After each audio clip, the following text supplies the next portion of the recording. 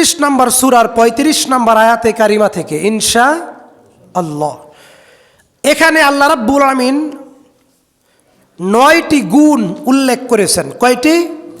9টি। আল্লাহ রাব্বুল আলামিন এই যে আমার হাতে আল কোরআন, এই যে এই আয়াত, এখানে আল্লাহ তাআলা 9টি গুণের কথা উল্লেখ করেছেন। এই 9টি গুণ আল্লাহ পাকের যে বান্দা, আল্লাহ পাকের যে বান্দি অর্জন করবে, আল্লাহ তাআলা ওয়াদা করেছেন। আল্লাহর ওয়াদা সত্য না মিথ্যা ভাই? কোনো সন্দেহ আছে? আল্লাহ ক্ষমা করে দিবেন, বলি সুবহানাল্লাহ। আল্লাহ তাআলা বলেছেন, একটা শব্দ মুজাক্কার, একটা শব্দ মুআন্নাস। মুজাক্কার মানে পুরুষবাচক শব্দ, মুআন্নাস মানে স্ত্রীবাচক শব্দ। আল্লাহ রাব্বুল আমিন গোটা কোরআনে সরাসরি ডিরেক্টলি 24 বার পুরুষের কথা বলেছেন, 24 বার নারীর কথা বলেছেন। বলি আলহামদুলিল্লাহ। যারা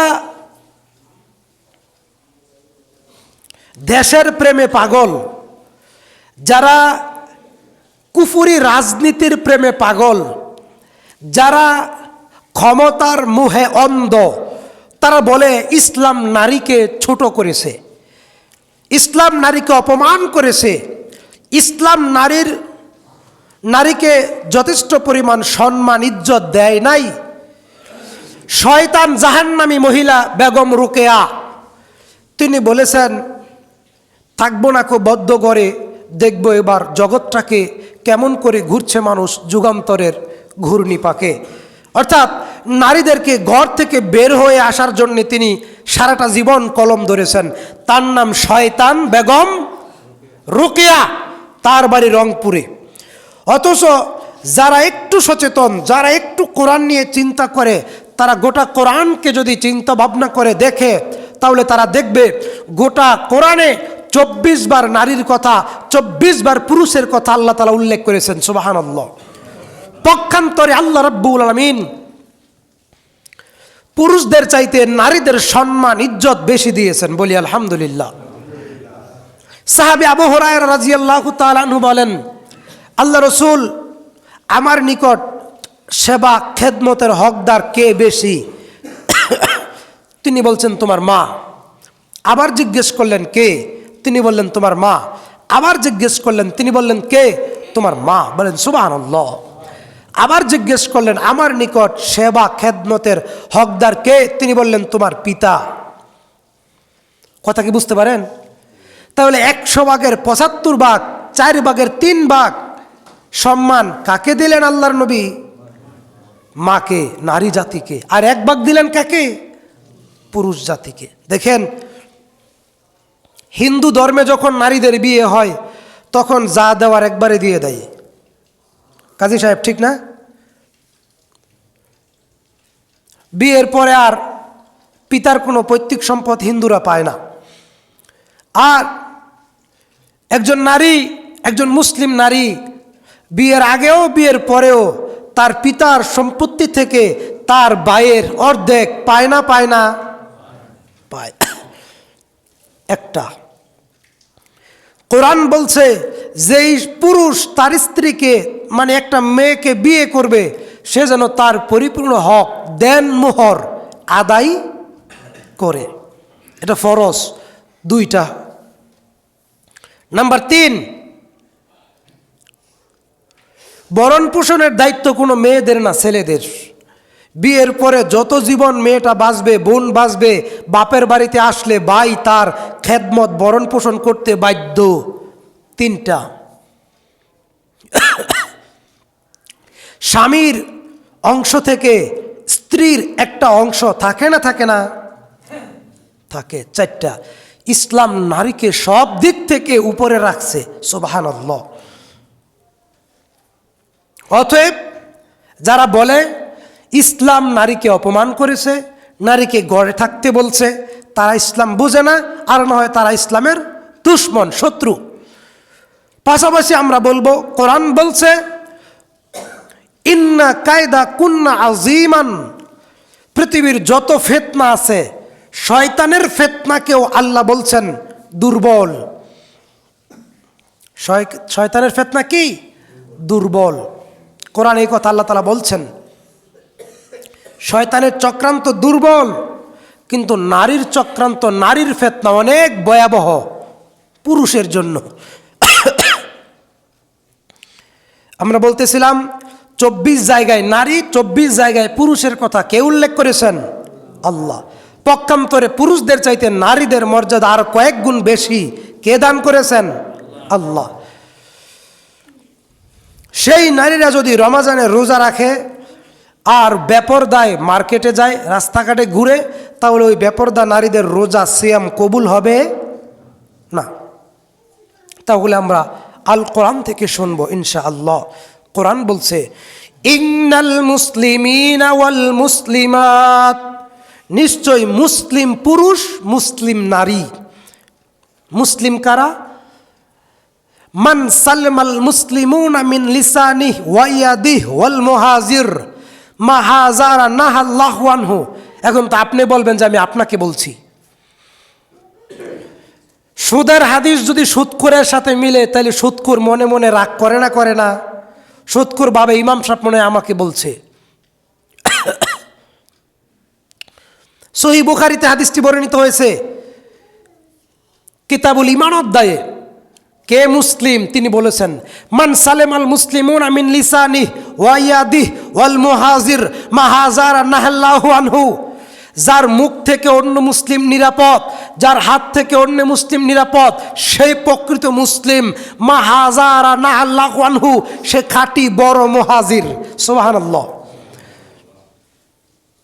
তাহলে আপনি কোনো কথাই, একটা কথার কোনো ভালো কথা আপনি গালিগালাজ করেন, আপনার বিপক্ষে গেলে তো উদ্ধার করেন 14 গোষ্ঠী। এটা কি মানুষ বুঝে না?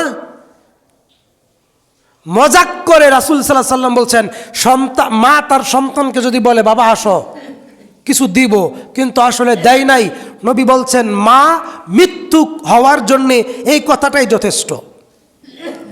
তাহলে আপনি যে মানুষকে গালিগালাজ করেন, অপমান করেন, তুচ্ছতাচ্ছিল্য করেন, আল্লাহর নবী বলছেন সে আমার উম্মতের অন্তর্ভুক্ত নয়। যে ব্যক্তি মানুষকে অপমান করে কথা বলে,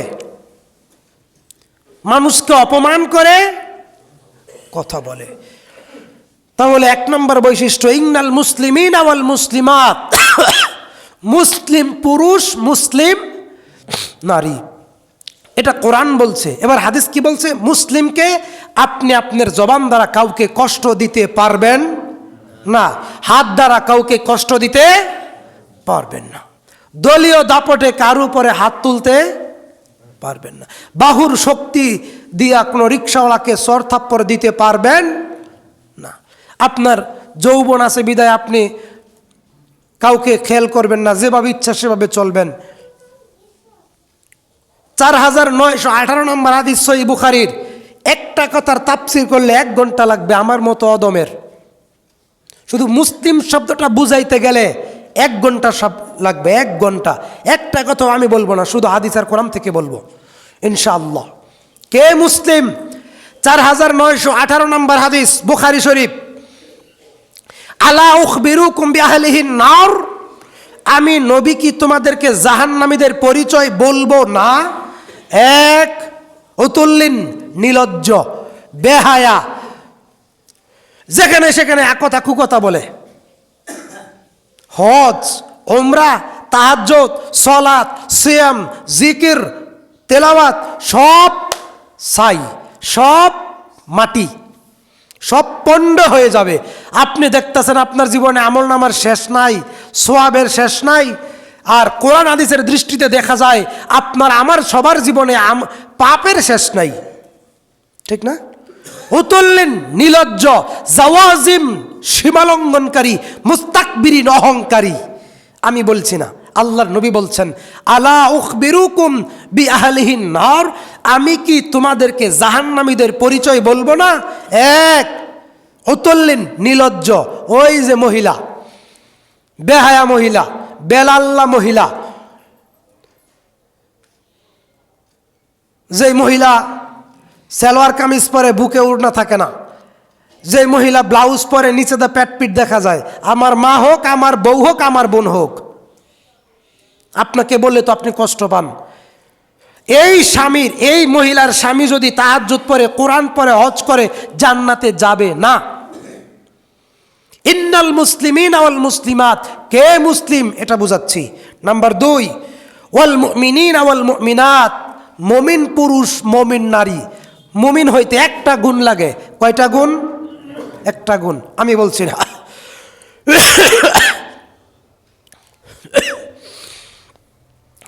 সহিহ বুখারী হাদিস নম্বর 13, লা ইউমিনু আহাদুকুম হাত্তা আকুনু আহাব্বা ইলাইহি মিন ওয়ালিদিহি ওয়া ওয়ালাদিহি ওয়ান নাস আজমাইন। সব কিছু বাদ, নবীকে জীবনের সব থেকে বেশি ভালো যতক্ষণ না বাসবেন অতক্ষণ মুমিন হওয়া যাবে না। নবীকে ভালোবাসেন?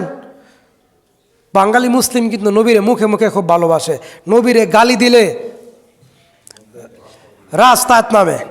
কিন্তু আসলে যদি বলি, নবী বলছেন দাড়ি রাখো, টাকনার উপরে ফ্যান পরো, ফরজ সালাত আদায় করো, সুন্নত সালাত আদায় করো, জিকির করো, সুন্নতি লেবাসে জীবনযাপন করো, তখন কয় অনই বয়স মাত্র 20-25, ফলা বিয়া করি ভয় ফলা বানোক মুরব্বী হই, ফরে না মরার আগে মরছি তো বইয়া বইয়া 3 মাথা একানো করিয়া শ্বাস ছাড়তে ছাড়তে জীবন শেষ। রুকু লম্বা হইলে, সেজদা লম্বা হইলে কয় ফ্যাট বিষ করে, বুক বিষ করে, কত সমস্যা। সেই সময়ের এবাদত আর যৌবনকালের এবাদত কি এক? কথা বলেন। তাহলে ইমানদার হওয়ার, মুমিন হওয়ার মাপকাঠি একটা, কয়টা? একটা। সব থেকে বেশি ভালোবাসবেন আল্লাহর নবী মুহাম্মদ ইনশা। আর তাকে ভালোবাসার জ্বলন্ত প্রমাণ হচ্ছে তার সুন্নতের উপরে আমল করা। ওয়াল মুমিনিনা ওয়াল মুমিনাত, মুমিন পুরুষ, মুমিন নারী। ওয়াল কানিতিনা ওয়াল কানিতাত, অনুগত পুরুষ, অনুগত নারী। অনুগতর বড় অভাব, অনুগত্যের বড় অভাব। নামাজ পড়ে কিন্তু ইমামের অনুগত্য করে না, নবীর তরিকায় জীবনযাপন করতে চায় কিন্তু নবীর সুন্নত ভালো লাগে না, ময় মুরব্বীরা সম্মান করতে চায় না। জুয়ান ফোলাপানে মুরব্বীগর সামনে একটা স্টিক না ধরায়া, টান না দিয়া দুয়াটা উর্ফের ভাই সাইরা দেহে, দুয়াটা কদ্দূর যায়। অনুগতের বড় অভাব। এই অনুগত মানুষ হিসাবে, মানুষের প্রতি, উম্মত হিসাবে, নবীর প্রতি, বান্দা হিসাবে থাকবে রবের প্রতি। সুবহানাল্লাহ। ওয়াল কানিতিনা ওয়াল কানিতাত, অনুগতশীল পুরুষ, অনুগতশীল নারী। ওয়াস-সাদিকিনা ওয়াস-সাদিকাত, সত্যবাদী পুরুষ, সত্যবাদী নারী। রাসূল সাল্লাল্লাহু আলাইহি ওয়াসাল্লাম বলছেন, কেউ যদি সত্য কথা বলে, শুধু সত্য পথে চলে, সত্য কথার কারণে আল্লাহ তাকে সৎপথ দেখাবেন। সে সৎপথে যখন একবার উঠে যায় তখন সে সরাসরি জান্নাতে চলে যায়। কথা বোঝা গেছে কিনা? সত্য কথার বড় অভাব। 200 টাকা লেগে মিশা কথা কই, কই না? আমদে না কোন আমি কই, আমি না কই আরেকজন কয়। সত্য কথা ইমানের একটা গুরুত্বপূর্ণ দাবি।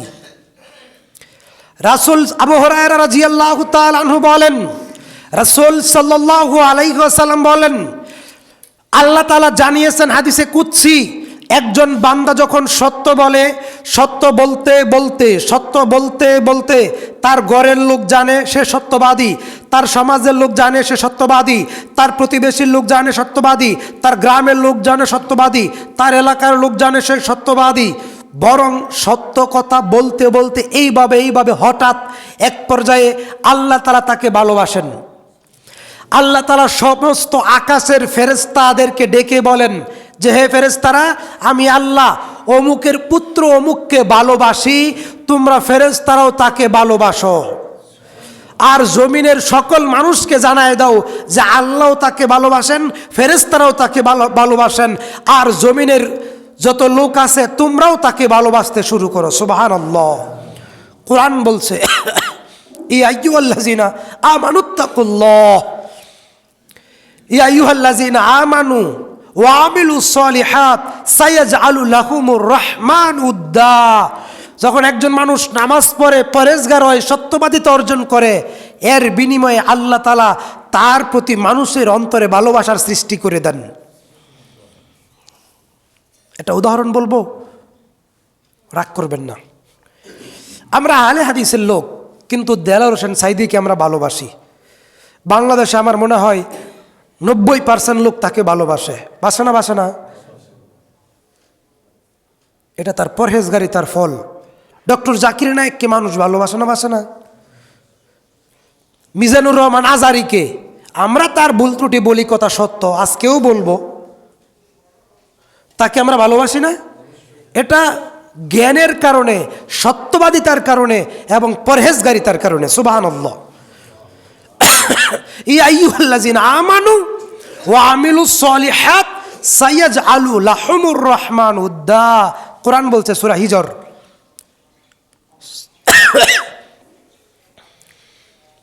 তাহলে আল্লাহ তাআলা বলছেন ওয়াল কানিতিনা ওয়াল কানিতাত, অনুগতশীল পুরুষ, অনুগতশীল নারী। স্বামীর অনুগত স্ত্রীকে থাকতেই হবে। সরিষা পরিমাণ অনুগতের বাহিরে যেতে পারবে না স্ত্রী। স্বামী যদি 4টা বিয়ে করে, তালাক দিয়া 20টা বিয়া করা পর্যন্ত জায়েজ। কথা বোঝা গেছে কিনা? ভালো লাগে না, দিন মানে না, সমস্যা অসুবিধা থাকতেই পারে, তালাক দিবেন, আবার বিয়া করবেন, আবার তালাক দিবেন, আবার বিয়া করবেন, আবার তালাক দিবেন, আবার বিয়া করবেন, যত দিন যৌবন ততদিন এইভাবে, কোনো সমস্যা নাই। কিন্তু বিষয়টা হচ্ছে কি, ইসলাম যদি আপনাকে এই পরিমাণ অনুমতি দেয় তবেই না মানবেন। কিন্তু ইসলাম যদি অনুমতি না দেয় তবে কি মানা যাবে? যাবে না। কেন বলতেছিলাম? নারীরা স্বামীর অনুগত থাকে না, আমার কথা না। সহিহ বুখারী হাদিস নম্বর 36। আল্লাহ রাসূল মিরাজে গেলেন, মিরাজে গিয়া জান্নাতও দেখলেন, জাহান্নামও দেখলেন। জান্নাতের দরজায় দাঁড়ায়া উকি মেরে তাকায়া দেখলেন জান্নাতের অধিকাংশ অধিবাসী গরিব, দুস্থ, নিপীড়িত, নির্যাতিত, অনাথ, অসহায়, সম্বলহীন, কিন্তু পরহেজগার, মুত্তাকি, ঈমানদার। সুবহানাল্লাহ। জান্নাতি মানুষের কোয়ালিটি কে বলছেন? আল্লাহর নবী। 1 নাম্বার, অসহায়, সম্বলহীন, বসত বিটাহীন, শিক্ষা, অন্ন, বস্ত্র, বাসস্থানহীন, মানে দরিদ্র, নিপীড়িত, নির্যাতিত, নিষ্পেষিত। তিনি বলেন, আমি যখন জাহান্নামের দরজায় দাঁড়াইলাম, জাহান্নামের দিকে তাকায় দেখলাম, প্রথমেই দেখলাম জাহান্নামে যত মানুষ আছে তার বেশিরভাগ মানুষগুলো নারী। কি? নারী। কেন? সাহাবায়ে কেরাম জিজ্ঞেস করলেন কেন? নবী বললেন তারা কুফরি করে। সাহাবায়ে কেরাম বললেন আল্লাহর সাথে কুফরি করে? নবী বললেন না, তারা তাদের স্বামীর সাথে কুফরি করে। ইয়াকফুরুনাল আশির। সাহাবায়ে কেরাম বললেন কিভাবে স্বামীর সাথে কুফরি করে? 20 বছর সংসার জীবন, এখন একটা ঈদ আইছে, উনি আবদার করছে 6,000 টাকা দামের শাড়ি, এখন আপনার বেতন 15,000, আপনি 1,000 টাকা দিলেন, তিনি 1,000 টাকা দামের শাড়ি কিনা দিলেন। তিনি বললেন 20 বছরে তোমার সংসারে আইসা কোনো দিন সুখ পাই নাই। বলে না? বলে না? বলে। এটাই স্বামীর প্রতি অনুগতহীন। এতটুকু কথাই জাহান্নামে যাওয়ার জন্য যথেষ্ট। যদি ওই নারী নামাজি হয়, পর্দাশীল হয়, পরেজগার হয়, তারপরেও এই কথাটুকুই জাহান্নামে যাওয়ার জন্য যথেষ্ট একজন নারীর। কি? যে তোমার সংসারে আইসা সুখ পাই নাই। আমার কথা না, নবীর কথা। হাদিস বুখারী বর্ণনা নাম্বার 36। বলছিলাম ওয়াল কানিতিনা ওয়াল কানিতাত, অনুগতশীল নারী, অনুগতশীল পুরুষ।